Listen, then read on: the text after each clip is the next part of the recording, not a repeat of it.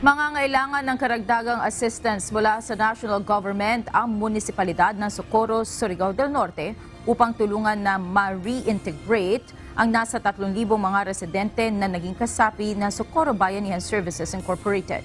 Sa isang panayam, sinabi ng isang opisyal ng Task Force Kapihan na siyang nag-iimbestiga hinggil sa umunoy mga iligal na aktibidad ng SBSI na wala silang sapat na pondo upang tulungan ang nasa 1,000 mga pamilya na miyembro ng grupo na wala ng anumang ari-arian. Ito ay matapos silang ibenta ang mga ito na sumapi sila sa sinasabing religious group mula pa noong 2019. Sa ngayon ay nag-set up na ang LGU ng Temporary Evacuation Center kung saan pwedeng pansamantalang manuluyan at bigyan ng makakain ang SBSI members na muling babalik sa kapatagan.